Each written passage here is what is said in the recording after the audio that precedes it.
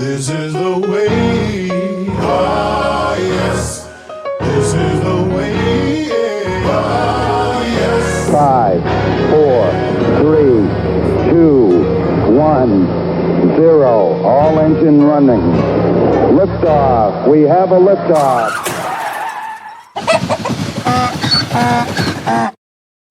Olá pessoal, bem-vindos ao quarto episódio do nosso podcast Cadê a Hipótese Ruth?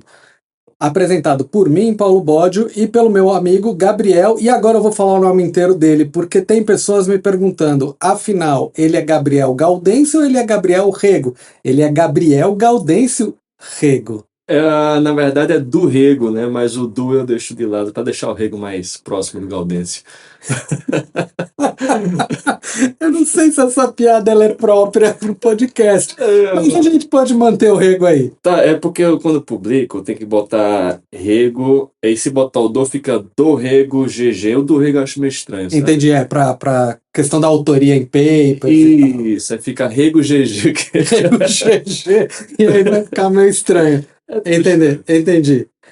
Tá bom, a gente começou bem de piada hoje, Gabriel. Queria, antes da gente dar seguimento, agradecer a todo mundo que está acompanhando o nosso podcast, escutando, compartilhando com os amigos. A gente está hoje chegando em 1000, eu não sei como que fala isso, 1000 escutadas, acho que 1000 escutadas, é isso aí. Então, nosso podcast alcançou esta marca graças a todo mundo, todos vocês que têm escutado o nosso podcast e compartilhado com os amigos. Nosso podcast já está em muitas plataformas, então vocês conseguem encontrar nas plataformas tradicionais e algumas alternativas também. Já tem algumas plataformas aí que tem um podcast. A gente também está no YouTube, então se quiser seguir pelo YouTube também dá. A gente tem a nossa conta no Instagram, no Facebook e no Twitter. E aí vai do gosto do freguês. Até agora a gente não tem nenhum freguês no Twitter e no Facebook. Mas o Instagram está crescendo. Vamos ver, quem quiser seguir por ali, ótimo. Quem não quiser, só quiser escutar o podcast, é só deixar a plataforma que utiliza de podcast notificando a entrada de um novo podcast. E hoje a gente precisa, inclusive, avisar. A gente lançou o podcast, já gravou aqueles 3 primeiros, né? Livre-arbítrio, cooperação e amizade, porque a gente queria entender um pouco a dinâmica, ouvir um pouco os comentários, saber as reações das pessoas, mas agora a gente já começa com o fluxo normal. Nosso podcast será sempre às segundas-feiras. Então, toda segunda-feira você acorda já sabendo que no final do dia receberá uma notificação. Ô, Gabriel, me fala uma coisa, isso é tema, né, do nosso podcast de hoje. Você sofre muita dor social? Olha, Paulo Borges, eu acho que todo mundo sofre, ou já sofreu uma vez na vida, alguma dor social. E eu só queria fazer um adendo antes também. Tu falou das 1000 escutadas, eu queria agradecer aos amigos e tal. Mas um episódio foi sobre cooperação e pedir para os colegas e amigos que estão escutando também cooperarem com a gente. Não me deram R$50, ninguém me deu R$50. Ninguém. Mas podem fazer o quê? Compartilhar um podcast. Um podcast com 50 pessoas. Boa ideia. Não Maravilha. Exatamente. Então quer dizer, Gabriel, que você estava bem errado, né? Você achou que você tinha 300 amigos que te davam R$50. Eu tenho, na verdade, 20 amigos que me dão dívida, eu acho. Mas eu gosto muito deles. Mas é isso mesmo, acho que cooperar compartilhando vai ser muito bom. A gente tem visto um aumento, é isso que eu comentei, né? As 1000 escutadas. Mas seria muito legal compartilhar para fora também de algumas bolhas, né, para grupos que às vezes não são da psicologia ou das neurociências, pessoas em geral que estejam interessadas nesses tópicos, né? Para quem está escutando sabe o nosso cuidado em tentar passar um conteúdo bacana, correto e dessa forma descontraída, engraçada e, enfim, de uma maneira que todo mundo possa acompanhar e compreender. E aí o tópico de hoje é dor social. E aí eu queria saber, então, Gabriel, você já fugiu uma vez, jogou para essa história da cooperação, pelo jeito você deve ter um longo histórico de dor social. Você tem alguma história aí? É porque mexe muito, Paulo Borges. Tem várias, na verdade. Eu acho que assim, a minha vida eu acabo. São processos que me ensinam bastante esses processos de dor social, mas acho que antes de falar um pouco sobre a dor, seria legal só definir o que que é, né? Pro Você pessoal. tá fugindo de novo? Você não vai contar Talvez. nenhuma história Tá, deixa eu pensar alguma história. Eu já fui, Não, já sofri de amor, né? de amor. Já. Né? E hoje em dia eu tô muito bem, tô amando bem, tô feliz, mas é um sofrimento que todo adolescente tem, que é gostar de alguém e ser rejeitado. Né? Ou até você. Isso é rejeição, rejeição. É, mas que não vale só para adolescente, né, Gabriel? Não, não, de forma nenhuma. Tem Não. muito adulto sofrendo ainda. É, e sofre muito. Tem, E tem. às vezes, assim, e com o passar da idade, e agora trazendo exatamente isso que o Gabriel falou, né, o que que é dor social, alguns autores, inclusive, somam a dor social à ideia da solidão, né? Então, basicamente, você ser rejeitado, ou ser excluído, ou estar ostracizado, ou sofrer um luto, uma perda importante, ou estar afastado das pessoas, enfim, tem várias formas de dor social, um tipo de dor.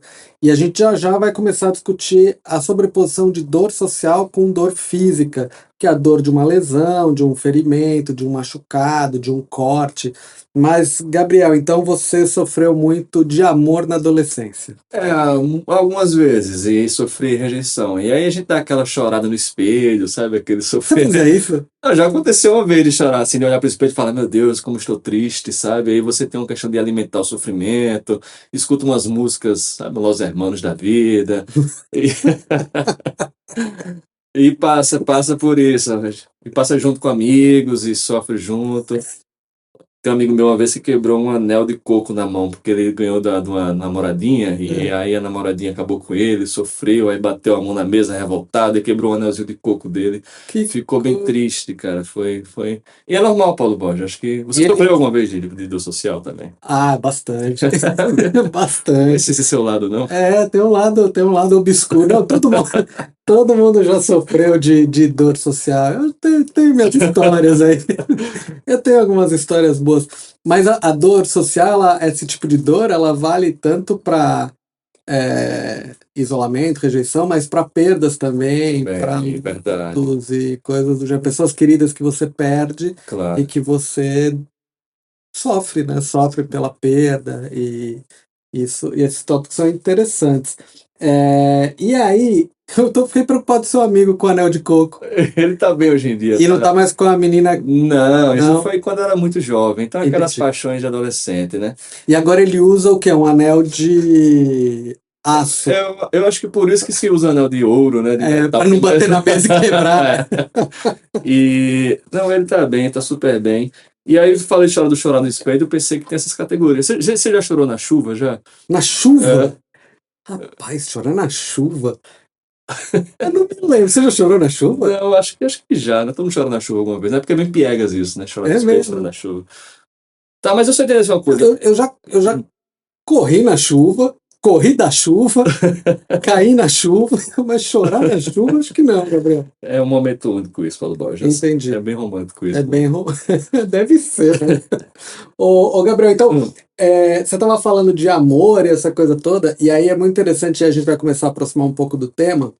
Quando a gente fala, então, de dor social, hoje em dia, dentro da psicologia e das neurociências, a gente tem aproximado muito a discussão da dor social com a dor física. E aí tem muito experimento, a gente vai comentar alguns aqui hoje, mas é muito interessante se a gente for olhar na própria língua e o próprio uso de alguns termos que a gente usa para remeter à dor social, que na verdade são termos que vêm da dor física, né? No português tem vários, no inglês muitos. No inglês tem palavras que você precisa usar palavras que remetem à dor física para falar sobre dor social. E aí você estava falando de amor, e amor às vezes não correspondido, ou amores proibidos, enfim. Então a gente vai ter histórias tipo Romeu e Julieta e tal. E a gente tem um Shakespeare português, né? E aqui eu queria saudar os nossos amigos portugueses que têm escutado nosso podcast, nossos colegas, pessoal da Universidade do Minho, da Universidade de Coimbra, e aqui em nome, né, agradeço a todos em nome do nosso amigo professor Oscar Gonçalves, esse um psicólogo excelente, pesquisador maravilhoso e um amigo muito querido nosso. Ele tá ouvindo, professor? Eu acho que tá, porque olha, tem ouvintes de Portugal. Eu acredito que um deles é o nosso amigo. Ó, eu espero. Oscar, manda um sinal aí pra gente. O Oscar, a gente uma hora vai chamá-lo para conversar, que o Oscar tem estudos muito interessantes na psicologia, principalmente estados de consciência, tem uns trabalhos bem legais. E uma hora em breve a gente vai começar a ter uns podcasts com alguns parceiros, né, pessoas de fora para conversar, falar de outros temas, né? O Oscar é um desses que está aí na nossa lista de futuros convidados. E aí, para saudar os nossos amigos portugueses, você estava falando de dor social por amor, aí tem o romântico Camilo Castelo Branco e aquela obra clássica Amor de Perdição. E aí eu separei uns trechos de Amor de Perdição. Amor de Perdição, Amor Proibido, né, entre o Simão Botelho e a Teresa de Albuquerque, é o Shakespeare português. Né? Muito bom. E aí tem uns trechos bem bonitos que mostram essa questão física e social. Então, por exemplo, olha só essa frase: tu morrerás de saudade se o clima de desterro te não matar ainda antes de sucumbires à dor do espírito. Rapaz, bonito, viu? Rapaz, é um sofrimento sem fim. Foi sim, né? foi sim. Olha esse outro aqui. Molestavam-na saudades da corte. Ela tinha saudades da corte e ela sofria com isso. Né? Saudade que consome. Então, saudade já é um termo bem específico do português. A gente vai falar muito disso em alguns podcasts sobre emoções e linguagem. Mas aqui é a mistura de um elemento afetivo com esses elementos de dor física, né? Na literatura a gente vai encontrar muito e no dia a dia a gente ouve: ele partiu meu coração, né? Sim, estraçalhado, me sinto quebrado. Quebrado, exatamente. Sim, sim. Então esses termos vão mostrando essa sobreposição, que a princípio poderia ser simplesmente uma questão, às vezes, metafórica, um recurso de linguagem, mas que aí os estudos começaram a mostrar que não é exatamente isso. Existe uma sobreposição entre dor física e dor social. E aí vale a pena a gente dividir esses componentes, e começando pelo componente da dor física, né? Porque aí a gente já começa a entender onde a dor social entra, né? Então, quando a gente pega a dor física, ela vai ter um componente sensorial e ela vai ter um componente afetivo. E aí, quando a gente vai olhar para o componente sensorial, quem vem da psicologia, da neuro, sabe. A gente vai estar falando de áreas como córtex somatosensorial, algumas regiões da ínsula, algumas estruturas mais profundas, mas tem um componente afetivo na dor física, que é o cíngulo anterior dorsal, a própria ínsula anterior e algumas outras estruturas. Isso tudo compondo a dor física. Mas aí começou a ficar interessante que alguns estudos começaram a encontrar recrutamento dessas estruturas durante tarefas onde o que acontecia não era indução de dor física, era indução de dor social, né? Só pensando um pouco também, então tem esses dois componentes, afetivo e um componente mais sensorial. Então, se pensar, talvez, pensando física, o componente sensorial seria mais para avisar sobre a natureza da dor, de onde, Exatamente. do tipo da dor, se é uma dor aguda, né, latejante. Exatamente. Ela vai ajudar a discriminar o tipo de dor, localização, duração, tipo de lesão. E o afetivo seria, então, uma experiência mais de um sofrimento, da angústia. É a angústia, é a sensação de desconforto, é o sofrimento que você tem por aquilo. Eu tenho uma história interessante sobre isso, só para deixar claro que a diferença entre do componente afetivo e o físico, sensorial, era pequeno, brincando com uma lata de leite condensado, jogando para cima, e ele caiu sobre o meu dedão, né? E aí machucou o dedão e tal. E no mesmo dia, eu fui pegar uma carta lá na porta de casa, e quando eu voltei, eu tropiquei com o dedão no degrau e a unha levantou. E eu senti uma estranheza, e assim, uma coisa na unha, senti uma parte sensorial, mas não estava sentindo uma dor. Tá. Mas até olhar para a unha e ver que estava sangrando e tal. E aí me deu aquela angústia, tipo, cara, vou perder meu dedo, né? E aí foi a experiência de sofrimento, de agonia e tal. Na hora que você juntou a experiência da dor com a experiência visual e a interpretação ficou de uma possível perda. Perfeitamente. Só para distinguir um pouco esse componente. E outra forma de distinguir também é pensando nas videocassetadas, né? Ou seja, você assiste um vídeo de alguém caindo e você faz aquele... Você sente também um pouco. Isso seria o componente afetivo. O componente afetivo, E uma experiência que a gente chama de experiência vicária, né? Tá. Você tá sofrendo junto com o outro. Beleza. Você falou do seu dedo. Você sabe que eu quase perdi meu dedo, né? Qual dedo tem? Esse aqui, Vocês não viram, não? para quem não viu, é o dedo do meio da mão Não. direita. Ah, foi verdade, então eu achei que É era... verdade. Eu tinha uns 12 anos e tava fazendo caldo de cana lá no sítio no interior.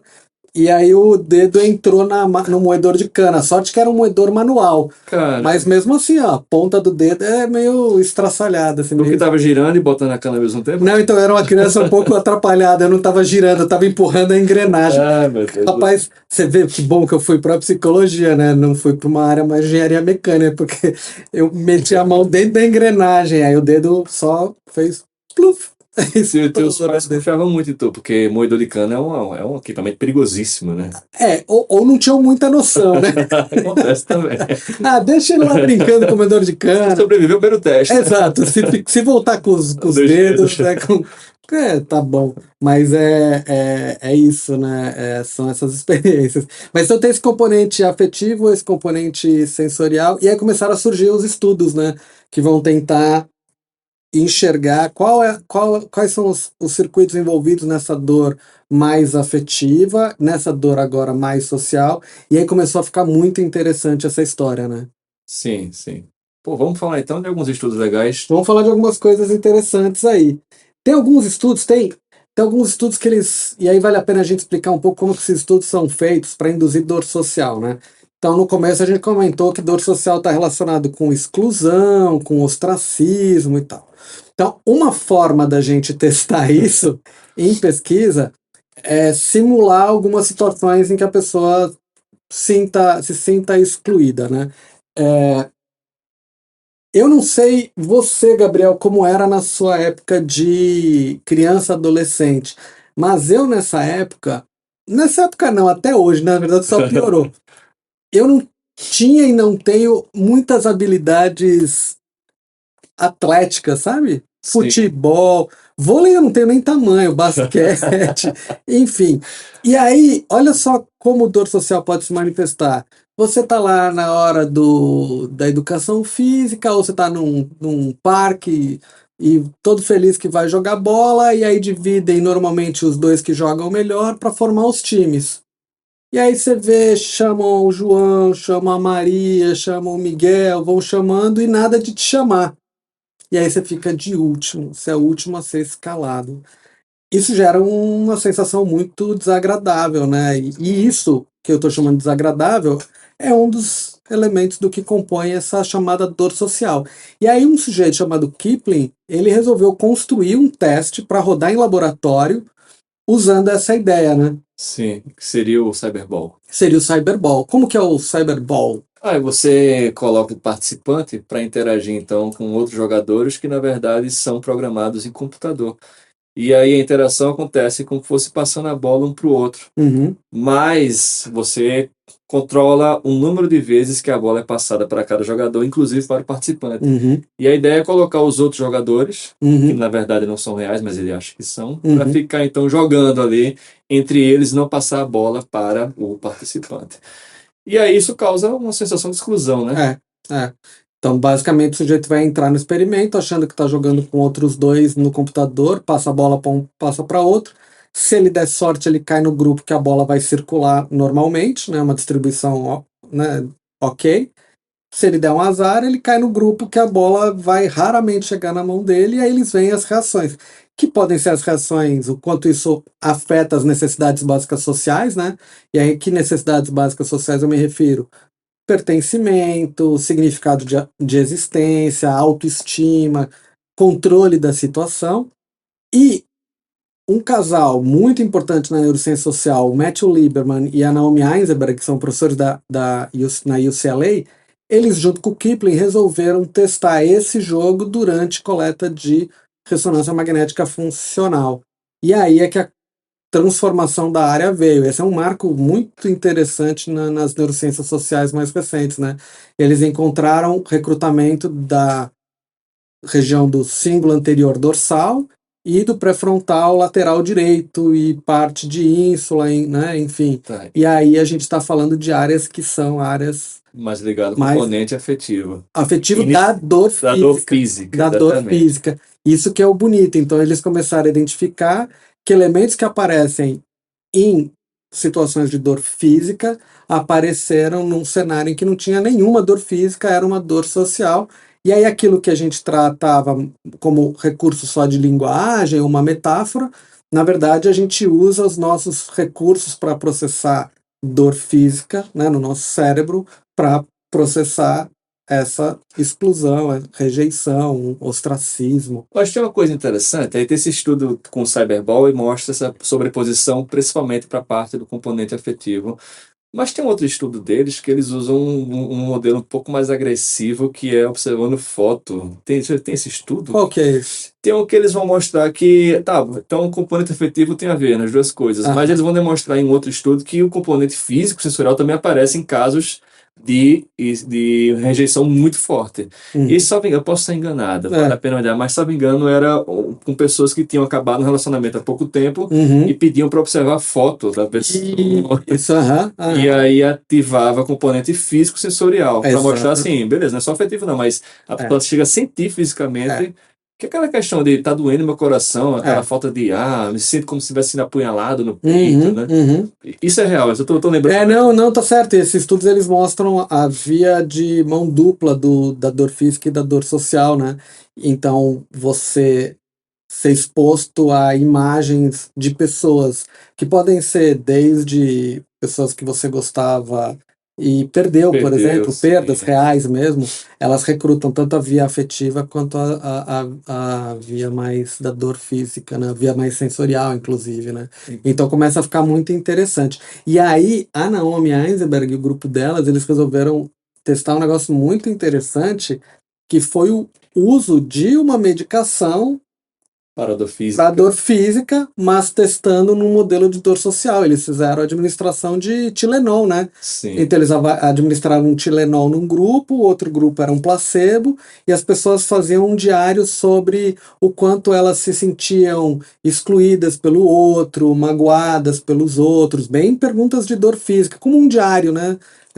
Tem uns detalhes bem técnicos disso, depois a gente pode colocar o link para os artigos, mas basicamente a ideia é como se fosse um diário em que a pessoa vai reportando, respondendo, né, sobre dor social, e o que eles encontraram é que o uso do Tilenol aliviava a dor social. Olha só. E isso é bem bonito. E aí um outro estudo eles fizeram o seguinte, testaram o uso do Tilenol no uso do Cyberball com ressonância. E aí o que eles acharam? Aquelas estruturas, estilo cíngulo anterior dorsal, pré-frontal, direito lateral, que é recrutada nessas situações, que mostra a sobreposição de sistemas, ele é recrutado, mas em menor intensidade quando se faz uso do Tilenol. Olha, isso explica bastante então a cultura do sertanejo no Brasil, né? Por quê? Que se baseia muito em chifre, cornice e álcool, né? O pessoal é muito em busca de tô sofrendo, vou beber até cair, não sei o quê. Então o álcool, na verdade, seria uma solução para o sofrimento. Não. Pessoal que está escutando o podcast, não ouça aí, não precisa beber. Não, mas tem isso mesmo. O álcool pode ser visto em alguns casos como um anestésico, exatamente. E tem essa questão do levar um chifre. Então dor de corno se trata com álcool. Na cultura, no sertanejo. No sertanejo tem sempre essa música ligada, tipo, me deixou, vou beber até cair, não sei o quê. Desculpa pra encher a cara, não? Pode ser também, tem esse problema também, que a pessoa pode estar achando motivos, né, pra entrar naquela vida bandida. Ela foi abandonada porque bebia demais. Exatamente. Não porque bebeu demais porque foi abandonada. E aí vira um ciclo, né, na verdade. Né? Que não leva a lugar nenhum. Que só fica bebendo e ouvindo sertanejo. Levando chifre. Né? E levando chifre. Tô brincando com quem é de sertanejo tá ouvindo aí. Não acho que ninguém vai ver. Continua ouvindo. Tá, não vou falar sobre Continua ouvindo sertanejo. Tá, vamos lá. Mas é isso. Então esses estudos começaram a surgir mostrando exatamente essa sobreposição do sistema de dor física e social. E aí, talvez algumas pessoas estejam perguntando, mas qual é o sentido, né, de ter sobreposição dos sistemas? E aí vem uma discussão bem evolutiva dessa história toda. A nossa espécie e alguns mamíferos, diferente de algumas outras espécies, a gente depende muito, a gente já falou isso num outro podcast, dos vínculos sociais no desenvolvimento, né? Um bebezinho nasce e ele precisa de cuidado materno. E para ele ter cuidado materno, ele precisa ter um vínculo. E para ele ter o vínculo e manter o vínculo e sinalizar algumas coisas, é importante vocalizações, é importante alguns sons. E esses sons eles são emitidos não só quando a gente está com fome, mas quando a gente está isolado, né? Quando a gente está. Então, tem alguns estudos com mamíferos que mostram aumento, por exemplo, de vocalização na prole quando a mãe se afasta. E são vocalizações tipicamente de sofrimento. São sons que sinalizam sofrimento, né? Então, isso é muito interessante. Então, na verdade, a gente tem um sistema de dor física que passou a ser utilizado para indexar esse tipo de dor social, que é algo mais recente, principalmente na nossa espécie. Interessante, que no final o resultado seria o mesmo de alertar para um risco, Exato. a sobrevivência, né? Então é só um jeito mais sutil de prever um risco, não é físico, mas ainda assim que pode levar a um problema real no futuro, né? Você ficar sozinho, isolado. Exato. Interessante Exato. isso. O John Cacioppo, que é um psicólogo, é um dos grandes nomes da psicologia e um dos introdutores da psicofisiologia com os estudos de psicologia social e experimental, faleceu mais ou menos no período, não foi pela pandemia, mas ele faleceu mais ou menos no período da pandemia. Ele trabalhou muito com o efeito da solidão, né? E ele traz muito essa discussão do quanto esses sinais que a gente tem quando está isolado, eles é quase que um alerta de que precisa de ajuda, precisa de apoio, precisa de suporte social e suporte afetivo. E às vezes esses alertas as pessoas às vezes não entendem necessariamente como alerta, porque às vezes esses alertas eles são até agressivos, né? Sim. Tem alguns estudos que discutem muito isso. Em dor física, muitas vezes a gente tem algumas respostas que são agressivas com o outro. E em dor social também, e aí fica estranho, a pessoa está sofrendo, ela ainda vai ser agressiva com o outro, mas parte da discussão é que isso é resquício exatamente desse processo de junção de um sistema para processar duas coisas, né? Sim, sim. E é interessante pensar um pouco também nas consequências da dor social, porque tem estudos que mostram, então, que o impacto disso na vida, né, você quando criança, por exemplo, adolescente, sofre uma rejeição, bullying, isso teria impactos reais na saúde mental na vida adulta, né? Tem. Então tem uma série de estudos que investigam Tem. isso. A gente, inclusive, fez um estudo, esse foi um estudo que eu fiz junto com uma aluna, Ana Paula Donati, na época que ela estava fazendo a graduação, foi a iniciação científica dela, e o que a gente construiu foi um chat, que era um chat, que a gente meio que um chat de ostracismo. Então, qual é a ideia? Mais ou menos igual ao jogo, né, do Cyberball.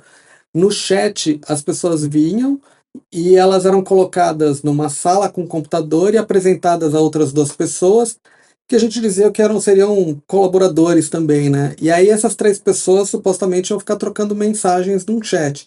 Mas o chat já estava programado, de maneira que dependendo a pessoa ia entrar num chat em que ela não ia ser muito chamada para conversar, e em outro ela ia ser chamada com uma certa regularidade. Então, num ela ia ver os outros mais conversando, sem chamá-la muito, e no outro ela ia conversar mais, né? Ia ter mais interação. E o que a gente foi analisar foram as tais necessidades básicas sociais. E uma das coisas que a gente observou, uma situação dessa, que é curta, né? Porque tem que ser curta, você não vai ficar criando um experimento desse e deixar a pessoa. São 10 minutos de uma tarefa como essa, né? Ninguém vai manter ninguém sendo excluído.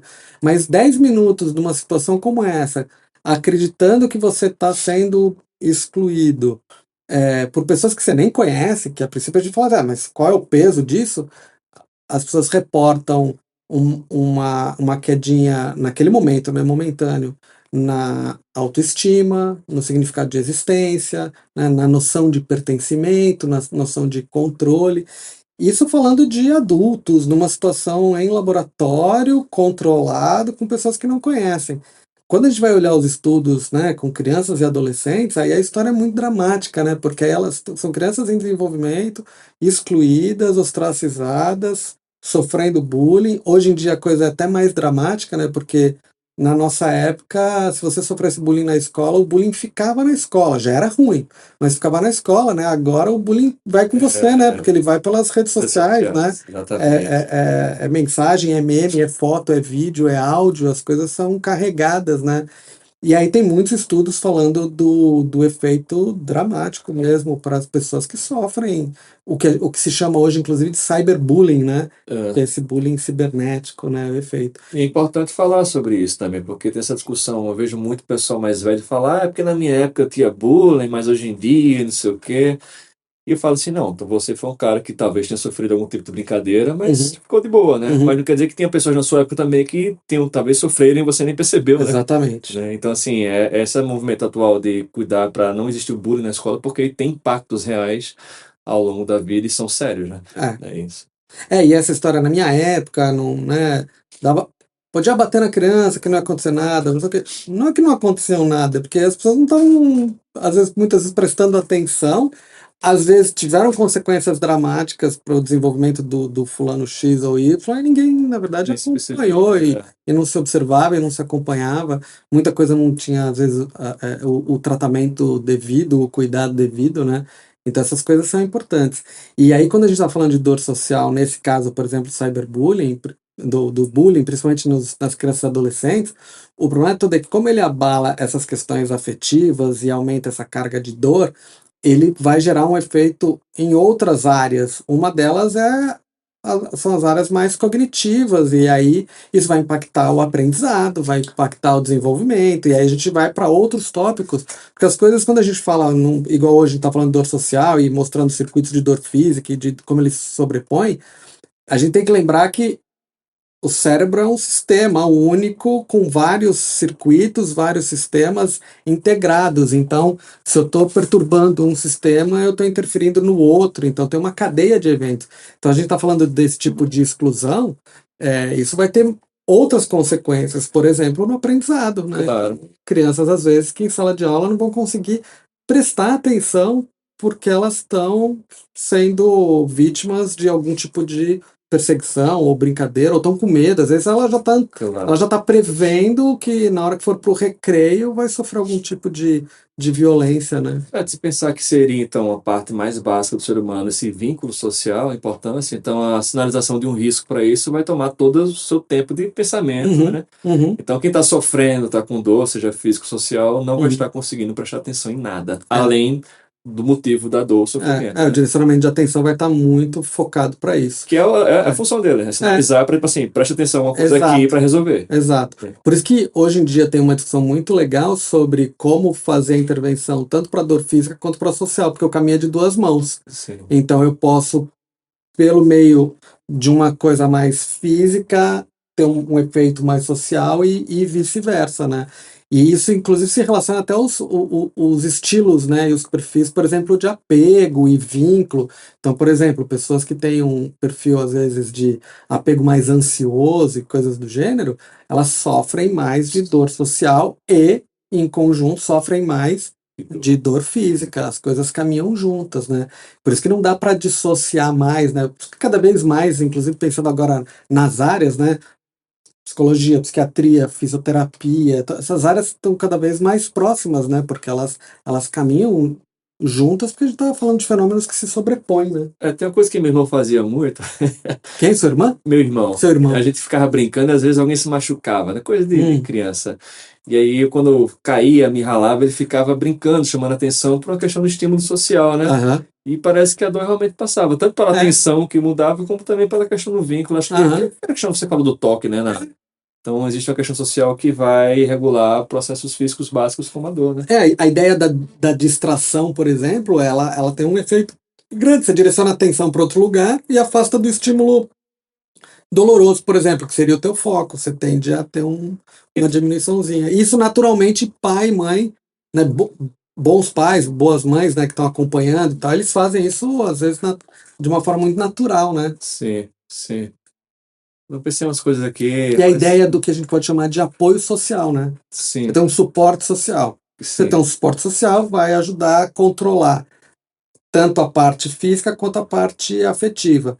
Aqui a gente pode até usar um nome, a gente pode usar um termo que é a regulação, né? Regulação. E aí, nesse caso, poderia ser uma heterorregulação, né? Que é o pai ou a mãe ajudando a criança a regular o seu sofrimento, né? Sim. Pode ser uma autorregulação, né? Então a gente pode tentar controlar e se regular, ou pode ser uma heterorregulação. A heterorregulação é fundamental, inclusive, para o desenvolvimento para essa criança, na vida adulta, Aprender a se a se autorregular. autorregular. Interessante, É. interessante. Tá, essa questão sinaliza um ponto importante, que é a ideia, na minha cabeça veio agora, aquela questão de sofrer é ruim, mas quando se sofre junto, é menos pior, né? É. Tem isso também, né? O cara se ferrar sozinho sempre dói mais, né? Então, assim, essa questão até do corno coletivo, né?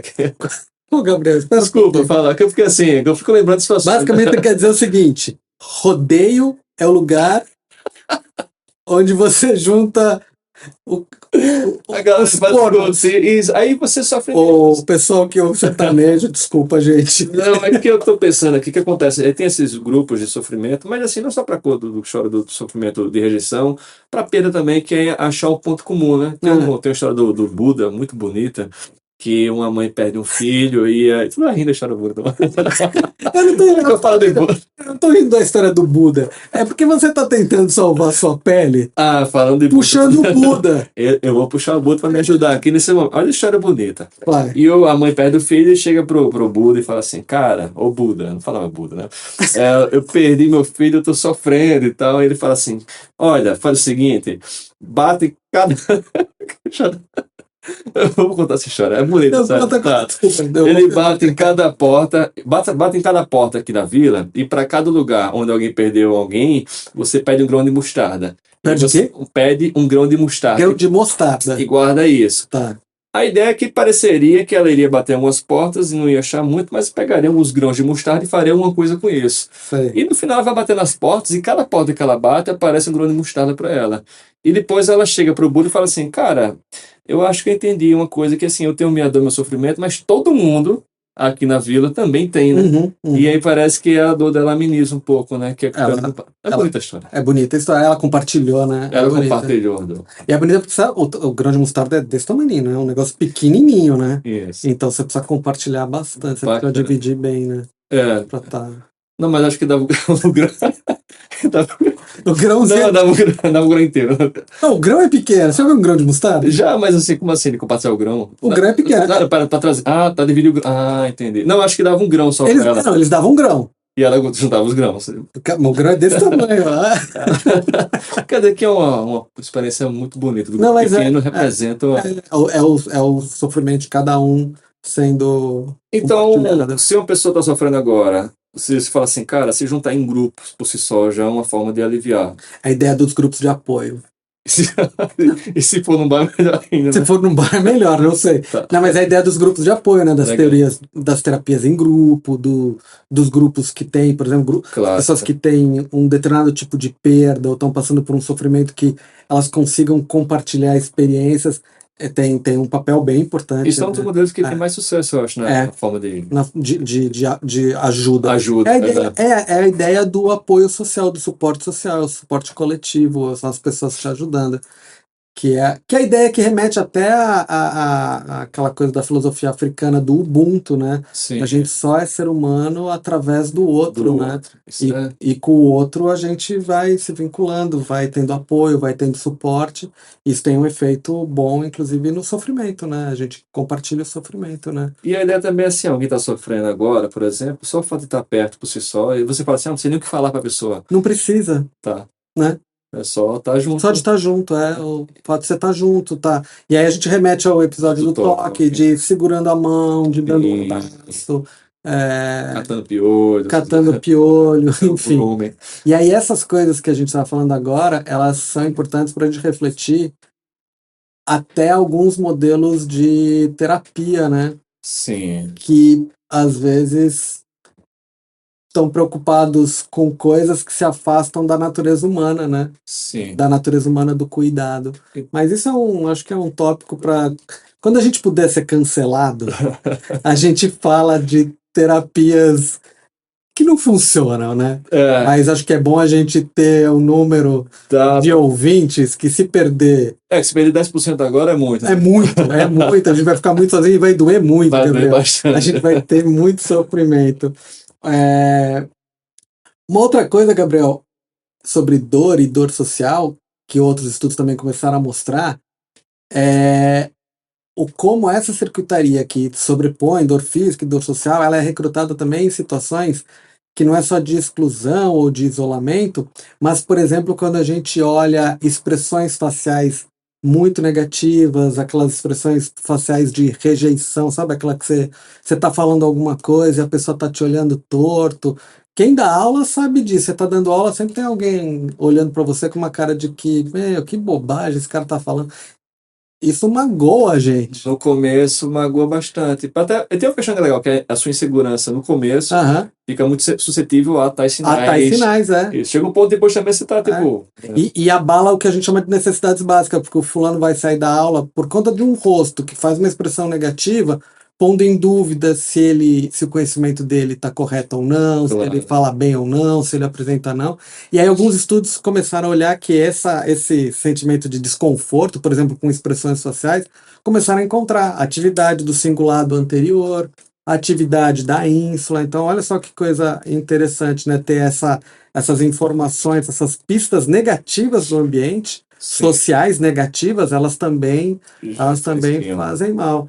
Então, quando você estiver num almoço conversando com alguém, quem está escutando, não fica fazendo careta para a pessoa enquanto ela fala, né? É verdade, tem esse tipo de sinal bem sutil, É. fazer careta.